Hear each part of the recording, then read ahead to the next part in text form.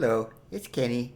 Today I'm going to teach another etude by Mr. Carl Czerny over there. I've already taught a couple at grade 4 level. This will be the last, probably the last classical piece I'm going to teach at a grade 4 level. I'm going to move on to grade 5, a little bit harder on everything.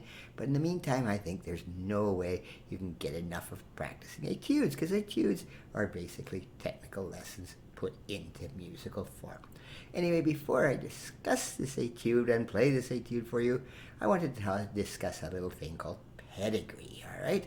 A lot of people, they trace their family trees. They want to see how far back their family goes. But when a musician talks about pedigree, they talk about how far back their teaching goes. And long before this guy, Mr. Czerny, was born in 1791, there was this wonderful composer out there, Mr. Joseph Haydn. He was a brilliant composer. He was basically the inventor of the symphony and the sonata and the string quartet and stuff. But he had a student, this guy, Mr. Beethoven, all right?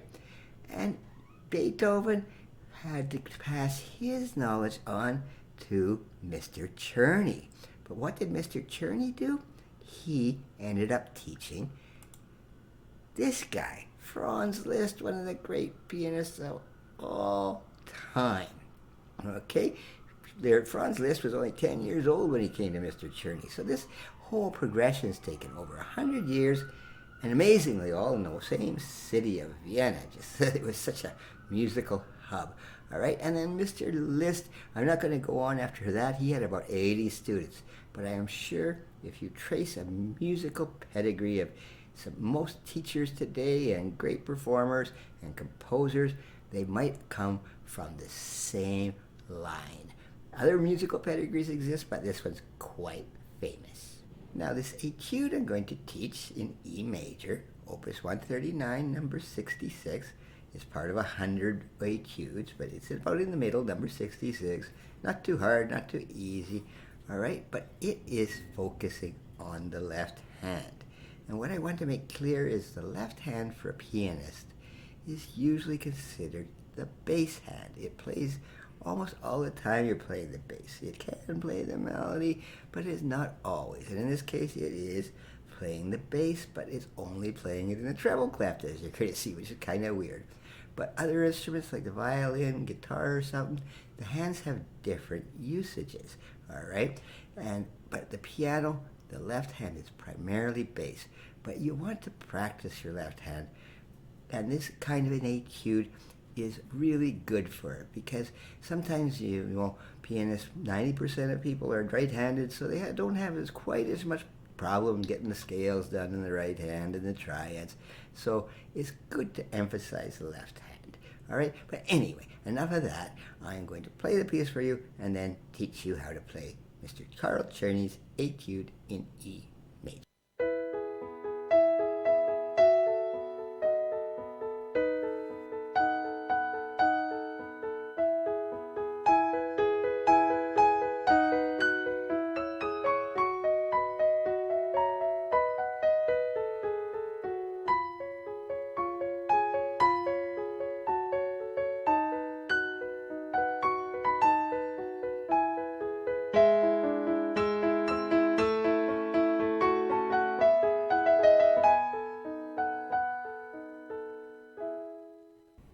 Now, before I go too far into this lesson, I want to quickly review or introduce the E major scale, because this piece is an etude in E major, and I haven't covered this scale yet. I will be covering it very shortly when I do the grade 5 scales. But the big thing about E major, don't be too afraid of it. It's got 4 sharps, F, C, G, and D, but it's not all that tricky. It's just a very simple scale with standard fingering. Same in the left hand. It's got a few more sharps than you might be used to, but that's not too bad. Just remember the F, the C, the G, and the D are always sharp. And the other thing I want to mention here is lento cantabile, how it's meant to be played. Lento means very slow, almost as slow as you can get. Largo is about as slow as you'll get. But cantabile is a beautiful word. It means in a singing style. in Italian, just as if you were singing it. And the melody is very, very singable.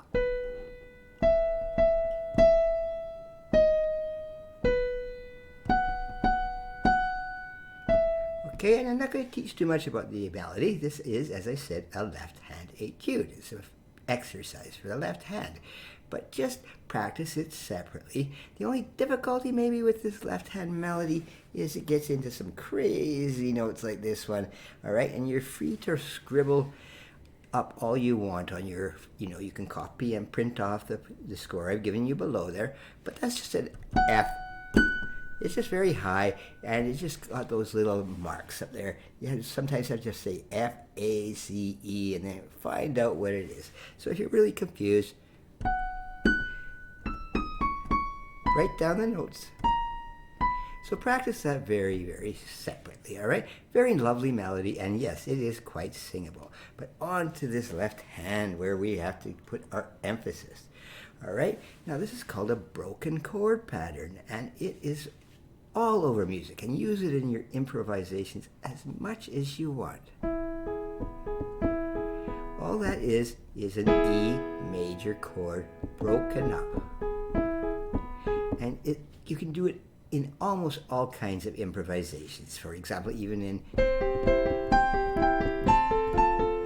All right? It just makes it for breaking up that chord, it makes it sound so interesting. So practice this left hand very much by itself.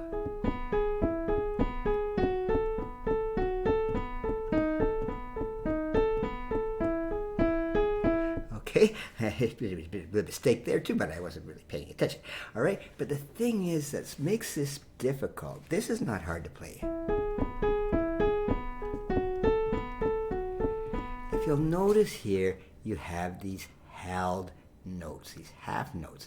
And that's actually your bass in this piece. This piece never goes into the bass clef. All of it's always in that treble clef, as you'll notice. Always in the treble. Even the left hand, all right? And you want to hold on.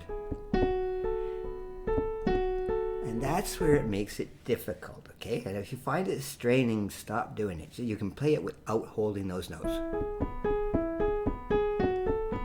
But when you hold them, it gives a kind of a counter melody to the whole thing.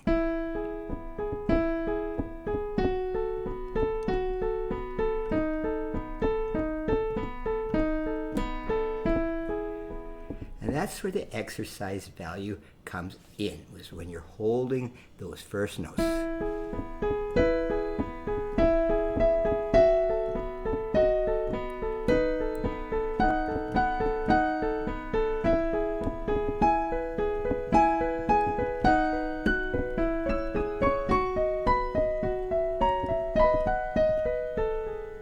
That's the whole first section. You can repeat it as you want, all right? There is repeat markings. You don't have to do that, but it just makes it sound really nice. If you're comfortable with repeating it, go ahead, all right? And that's the whole first section. So practice it. It is a slow piece. Don't rush this thing, and just remember to hold those bass notes. It does present a bit of a stretch, but it's not that hard once you get used to it. Now the second part of this piece is almost the same. No key change. It's still in the key of E major, but it throws you a loop by starting with an E sharp, which is actually the note F, all right? But in the key of E major, you don't want to put an F in there because F is sharp in the key signature. So it's much easier to put an E sharp, all right?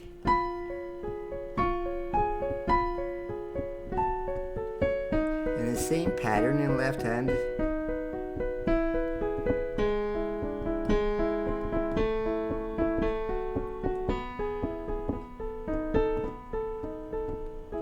Right, and the right hand again, very, very simple.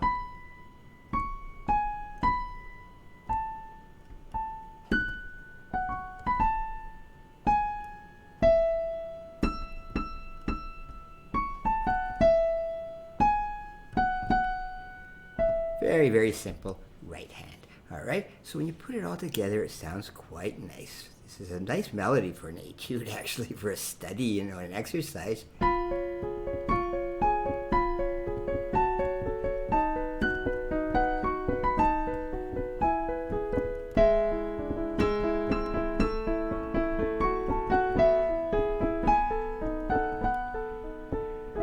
Okay, now I'm just going to discuss a few things that are just a little extra on the side, all right?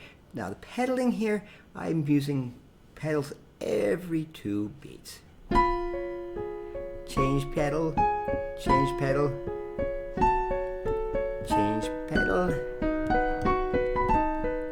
Just keep changing it every 2 beats, and it just keeps it fuller and sounding much more expressive.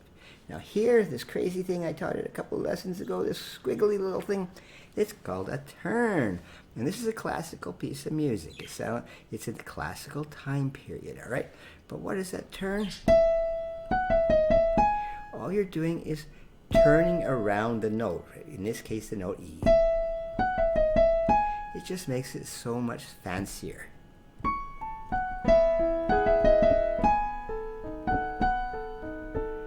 Very common for the time period. Now the last thing I want to express a little bit or talk about a little bit is expression. I've kind of admitted it from a lot of lessons, you know, and trying to stick to the technical thing. But when you get in exams or something, because what separates the really good pianists from the just okay, they can play it, but it's kind of boring, is the expression on it, all right? And in this case, I just want to discuss changing volumes here, all right? We start with piano, which is quiet. But now here, we go up in volume and down in volume. So this is just...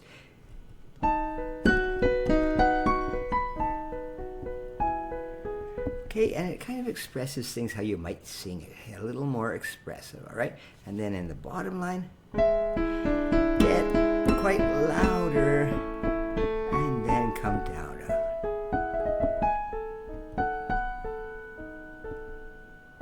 And start quietly again, all right? It's a lovely little piece. Again, just emphasize that you're playing those left-hand notes and holding the bottom one, all right? If you're not comfortable with it at all, don't do it, because you know you don't want to hurt yourself, okay? Anyway, it's a lovely little piece. Now, this is the last etude on the grade 4 level, and in a couple of weeks from now, I'm going to do another lead sheet next week, but after that, I'm going to get on to the grade 5 studies, and we're going to jump up to the next grade level. But anyway, that's it for this lesson. Thank you very much.